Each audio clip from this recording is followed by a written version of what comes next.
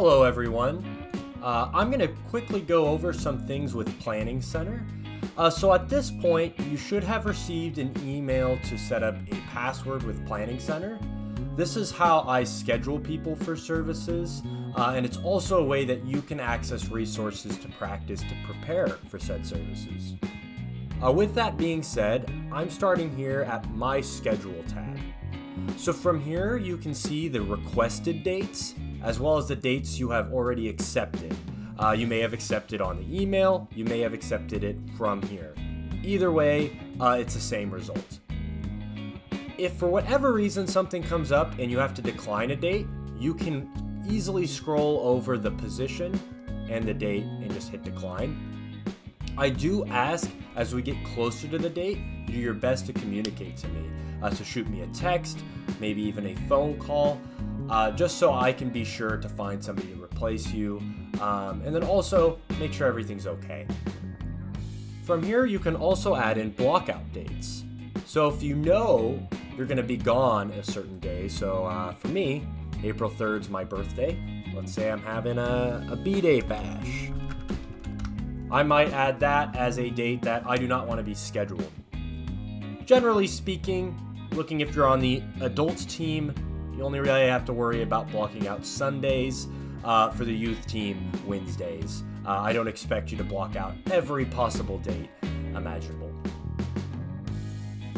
You can also manage preferences by going over to the right side of the screen, clicking on your icon, it just says IF, or maybe it's a picture of you, and then hitting My Profile. From here, you'll see a tab that says Preferences, and you can add how many times you'd like to be scheduled per month. So maybe you only want to be scheduled once a month. You can hit that up to 1, up to 2, up to 3, however much you would like to be scheduled. This helps me, so I don't have to remember. And ultimately, I want to make sure that we're not over-programming you.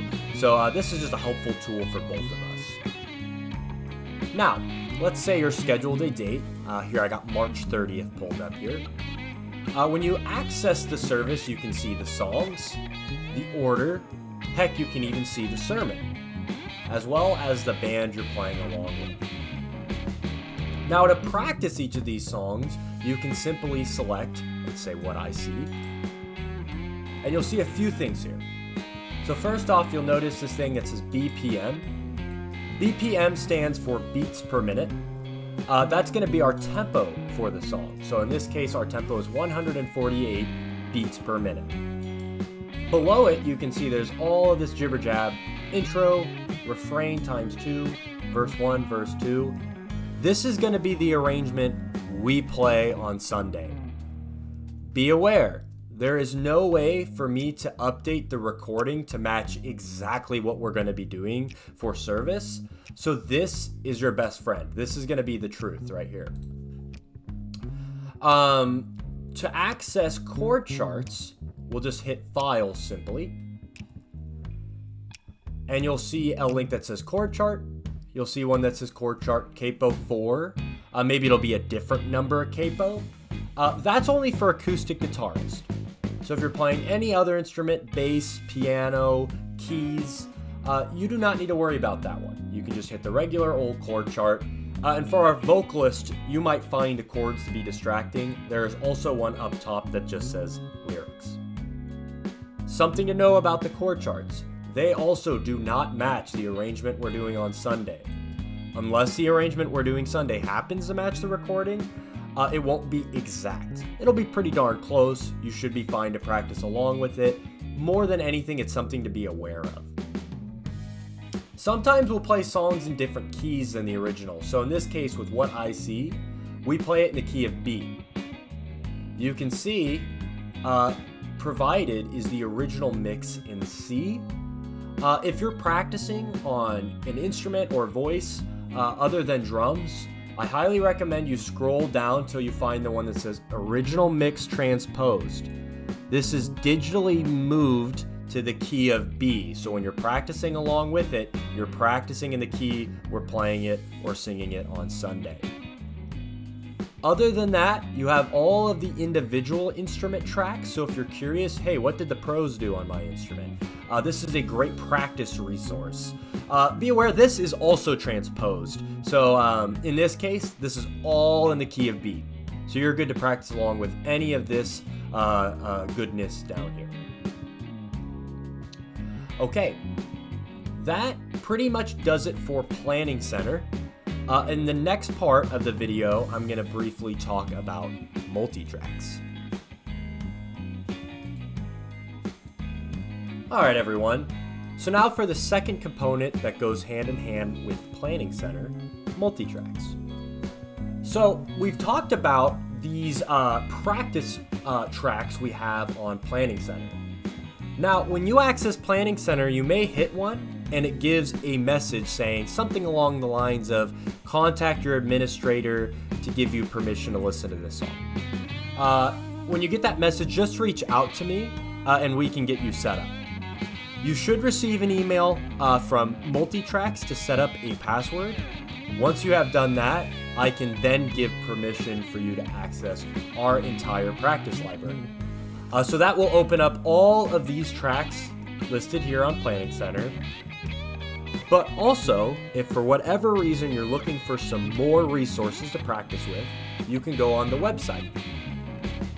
So Multitracks has their own website.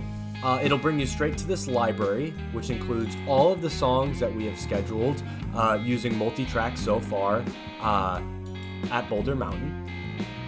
You can also go down to this tab, Rehearsal Mix. And this is going to help you find the specific service you're looking to practice along with. So since we're talking about the March 30th service, let's go ahead and pick that one right here. March 30th. And it appears to be taking a second to load. Gotta love that.